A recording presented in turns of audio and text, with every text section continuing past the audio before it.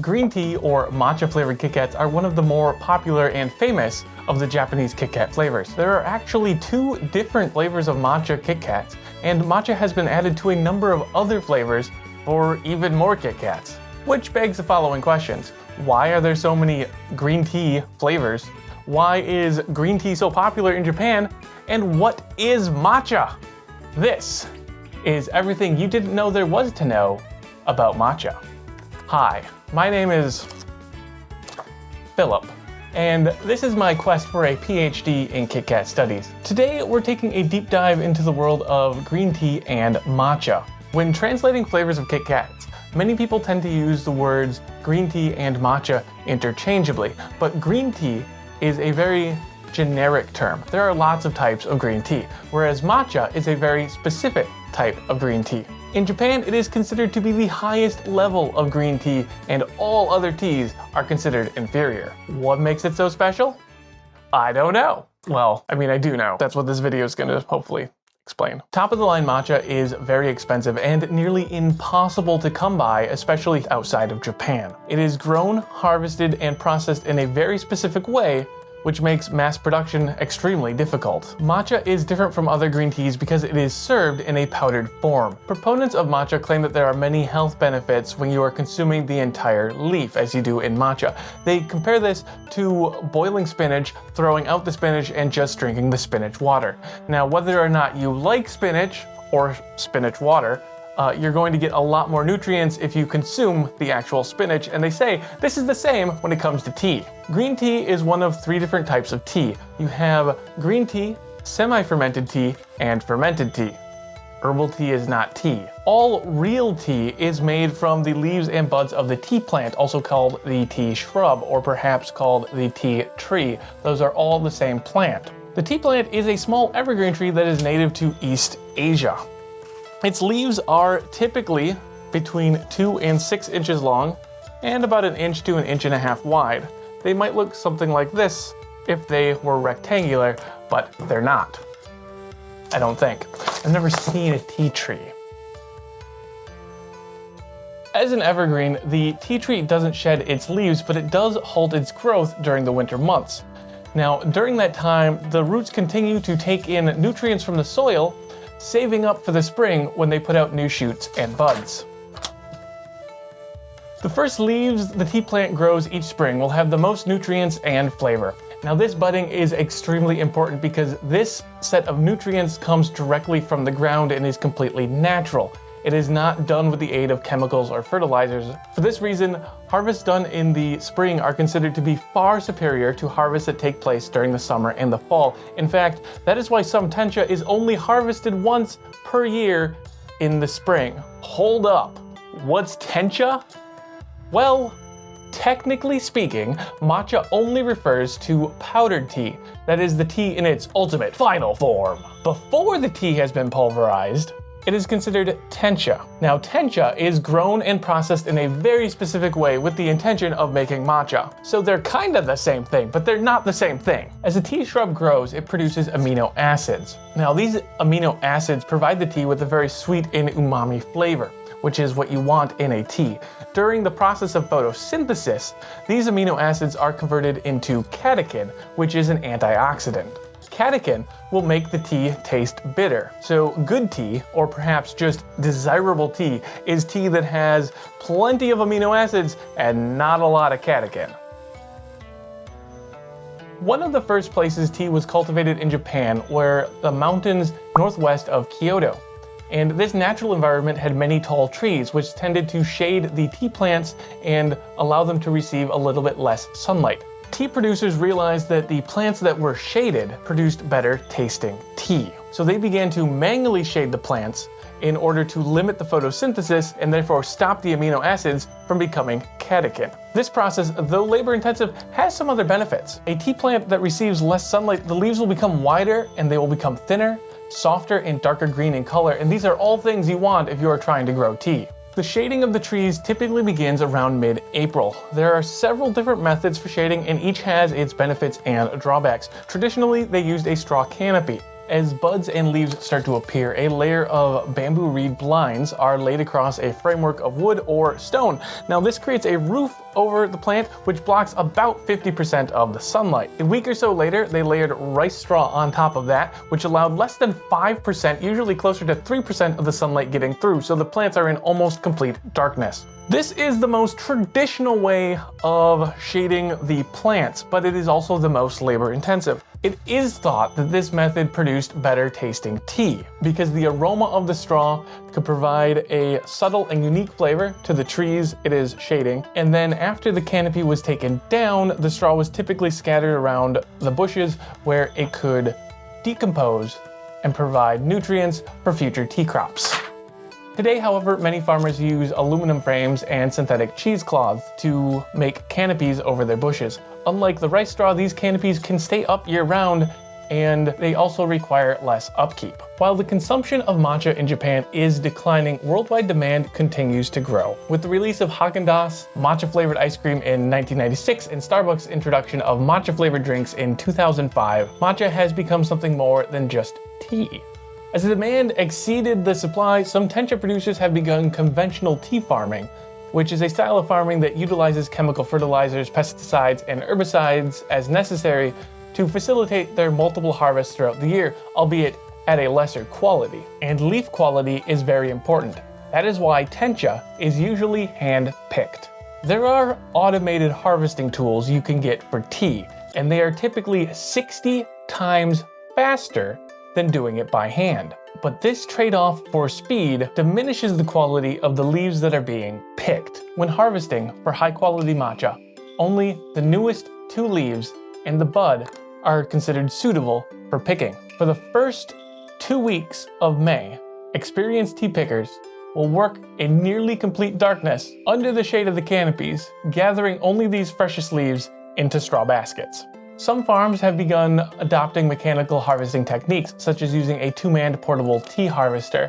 But harvesting this way usually means you're going to pick some older, tougher, or less flavorful leaves, which means your tea won't be as good, but you can harvest it faster. Methods such as these require the tea bushes to be planted in straight, level rows and to be all the same height. Often this means trimming back the tea plant so it can grow over the year and be the right height when the next spring harvest comes. Now, the main difference between green tea and fermented tea is that green tea is processed immediately after harvesting it. Picked leaves are taken to a processing facility and are steamed for 20 seconds. This is a process called fixing, and this halts the oxidation, keeping the leaf green and fresh. After the leaves are steamed, they are cooled using a series of tall wind turbines until they are dry. They are then deposited into a brick oven. The oven is thought to be the only new invention that has helped make tea better.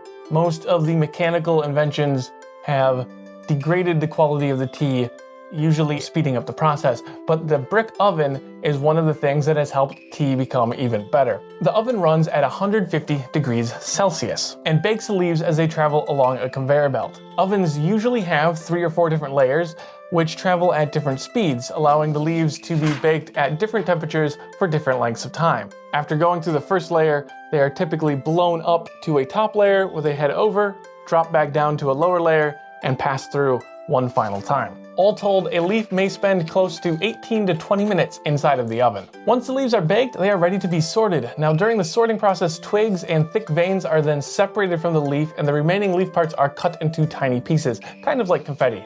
The small pieces are then left to dry as crude tencha. Vendors of tencha and matcha typically have a flavor or aroma or even color that they are aiming to produce or to match as part of their brand. So often they are going to be combining 2 or 3 variants of tencha together to make their final product. It is the tea vendors that take care of this final stage of chopping it, filtering it, and then drying it one more time before blending it. It's worth noting that matcha is not typically stored in its pulverized form. In its powdered form, tea is more likely to oxidize and degrade. In leaf form, it tends to stay fresh longer. Tencha is pulverized into matcha using millstones that are specifically made for this purpose. Today, this process is mechanized using robots to turn multiple mills at the same time, but the speed of this grinding is very carefully regulated. The heat and friction from this milling process will enhance the aroma of the tea, but too much heat will cause the tea to become bitter. With these limitations in place, a single mill will usually produce only 40 grams of matcha per hour. Best I can tell with my limited resources, this is 40 grams of matcha. 1 hour. Took me 1 hour to make this. Demand for matcha is difficult to meet, but not all matcha needs to be high quality. Culinary grade matcha, which is typically made from summer or autumn harvests, is too bitter to drink normally. But it works well when wanting to provide food with a strong matcha flavor. Yet these extra pickings are still not enough to meet demand, so matcha-like products, called moga, are now made by grinding up several low-grade leftovers from other types of green tea, often sencha tea. This ground-up powder is completely indistinguishable from matcha, at least when it comes to cooking. If you're planning to brew yourself a cup, you're likely to be disappointed.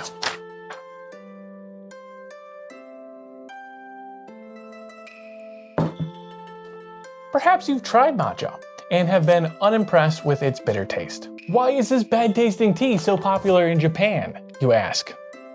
Well, good matcha is not supposed to be bitter, but there could be several reasons for the bitterness of your tea. As Tia Sosen says in his book, The Story of Japanese Tea, don't be discouraged when the matcha you have tasted was too bitter or astringent. It was possibly one of the cooking grade types now widely available in the West. It's also possible that your tea was just brewed too hot. Green tea and matcha is best when brewed at about 175 degrees Fahrenheit or 80 degrees Celsius.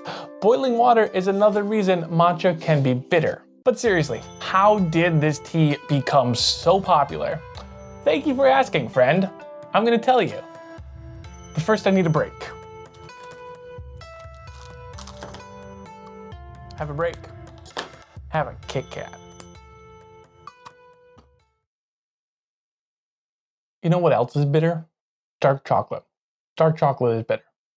So is coffee. So stop complaining that your stupid green tea is bitter. How did this tea become so popular? In some ways, this is a very difficult question to answer because the love of tea is so heavily connected with Japanese history and Japanese culture. As an outsider, it is difficult to grok that mindset. Sonsen spends a lot of time in his book talking about the history of tea in Japan. And on page 91, he says, in order to sufficiently grasp what Japanese tea in essence is, I believe that it is necessary to primarily understand the cultural value and concept of matcha. He then spends 35 pages talking about monks, tea masters, warriors, and tea culture. Green tea is said to have originated in China, perhaps around the 8th century, and was brought to Japan by monks returning from China where they were studying Zen Buddhism. Japanese scholars note that in the summer of 815, Emperor Saga visited a temple near Lake Biwa and was served a bowl of tea by a monk named Eichu. The emperor must have really enjoyed this tea because he ordered the tea to be cultivated in many places throughout Western Japan. Now there are 3 monks that are responsible for bringing tea into Japan, and that is Eichu, Kuki, and Saicho. I apologize if I've pronounced your name wrong. This first tea was known as dancha, and it was also served in powdered form, though it was different from today's matcha because the powdered leaves were added to the water instead of having the water added to the powdered leaves. And yes, that may seem like a distinction without a difference, but they are not the same thing. It wasn't until 1191 when whipped tea, more closely resembling today's matcha, was introduced into Japan. According to historians, in 1214, Shogun Minamoto no Sanetomo suffered an illness from drinking too much alcohol and was presented with a bowl of tea which cured him. It's at this point where we start to see tea becoming promoted as healthy. Minutes ago, I mentioned that tea was first cultivated on the Tonogo mountains northwest of Kyoto. A Buddhist monk named Moye found this to be a prime location for tea growing, and his tea soon became known as real tea, or honcha. Tea produced in other locations was then labeled as hicha, or non-genuine tea. I like to think of this as the Japanese hipsters of the 1200s, or perhaps just real tea snobs. I only drink genuine tea. Tea was being promoted for its health benefits, but it was also being ritualized by the monks. A tea service was developed at the Zen monasteries, a practice which can still be observed today. But this is where things start to get interesting. By the 1300s and 1400s, tea gatherings were almost religious in nature, yet they were also part of something significantly more jovial. Tea events often began with a small meal, and then were followed by a reception where alcohol was served. And then they played toncha. Toncha was the most unexpected thing I learned about in my research. In this game, 4 variations of tea are served in 10 different servings, and the participants have to guess where the tea came from. Or perhaps they played another variant where they had to guess which tea was real and which was non-genuine. And as Sonsen says so eloquently in his book, it goes without mention that these games were means of gambling during which tremendous wagers were made. Tea. Tea was a gambling game. I'm done. Like, it doesn't get better than that. This is cold now. Could you refill it? No? Please? I'm just gonna put it here so you can refill it. There were several variations to toncha, and the game was very popular. Now remember, this was before there was YouTube and before there was Netflix, and occasionally they would binge this game. They would play multiple games throughout the day, even to the point where participants were drinking over 100 different cups of tea. The nature of these social gatherings, quite possibly mixed with the significant amount of caffeine consumed by the guests, which they were probably not used to, had some drawbacks. The parties became symbols of, and I quote, overindulgence, lavish spending, and extravagance. So naturally, they became labeled as vulgar. Of course, these customs spread from the rich people down to the poor people, and because there was gambling involved, the government banned it. It was around this time, as the demand for tea continued to grow, that the tea producers began the practice of shading their tea trees in the spring to produce better tea. But the aesthetics of tea also began to change. As tea became a commodity, people began to create separate reception rooms in their homes specifically for drinking tea, and these would have alcoves or side rooms where the tea could be prepared out of view of the guests. This led to something known as wabi-sabi, and Sonsen spends just over 3 pages talking about the meaning of wabi-sabi before finally concluding, it is clear that a definitive verbal definition for the meaning of wabi cannot be achieved. He goes on to explain that wabi has its original meaning in loneliness, and sabi refers to the transient nature of things, especially beauty. And I'm not convinced I can explain that all any better, but I did find it interesting that during this period, tea rooms shrunk in size with the goal of creating a specific ambience or feeling of calmness, free from distractions. A tea master by the name of Riku managed to create a 1.5 mat tea chamber in Kyoto. Now, for reference, a traditional tatami mat is 90 centimeters by 180 centimeters, and most tea rooms are a square area covering 4.5 mats. Riku was one of the great tea masters, and he formalized the Japanese tea ceremony known as cha no yu, and he was called a true master of wabi. He was also somewhat idolized, as Amau Soji describes him this way. If he'd break every rule of the rite of tea and do whatever he pleases, the outcome would still be enthralling. But should an amateur try this, to imitate his style, it would simply not be tea. Unfortunately, this master of tea was forced to commit ritual suicide. We're not entirely sure why. It was probably politics. But his legacy lives on because by the 1600s, matcha and the tea ceremony are now part of culture and life in Japan. The tea ceremony is meant to be slow, calm, and a relaxing event where tea is made with a slow purpose and then enjoyed. The Book of Matcha describes the 4 main principles of the tea ceremony being complete harmony between the guests and the host, the purity of heart and mind, a profound respect for all, a lot of bowing and kneeling, and inner peace. It's also important to note that each gathering is unique and therefore sincerity is also very important. The tea ceremony continues to this day, as does the careful cultivation of tea plants and tea plant cultivars. Like many other plants, tea plants grown from seeds vary highly from their parent trees, and the most reliable way to produce new tea variants is through careful breeding of cultivars. Cultivars are bred at national research centers where the plants undergo rigorous sets of tests and evaluations. Japan actually has an official registry for tea cultivars, which was established in 1953 by the Ministry of Agriculture, Forestry, and Fisheries. As of a few years ago, there were 62 different cultivars that were suitable for growing tea in Japan. So why is matcha so popular in Japan? Did we answer that? Well, I'm not entirely sure. In many ways, the answer is that tea has been part of Japan culture for over 1,000 years, and matcha has been around for over half of that time, which may seem a bit like an unsatisfying answer. However, a nice matcha-flavored KitKat is extremely satisfying. Flavors of KitKat like matcha, dark matcha, matcha tiramisu, uji matcha, cherry blossom matcha, uzu matcha, and matcha milk are important flavors in Japanese KitKat culture. Thank you for sticking around and watching this video. I hope you learned a little bit about Japanese culture and or tea and maybe KitKats. You can find more videos when I make them at bluecoffeepanda.com or by following, liking, or subscribing to this channel here on the YouTube.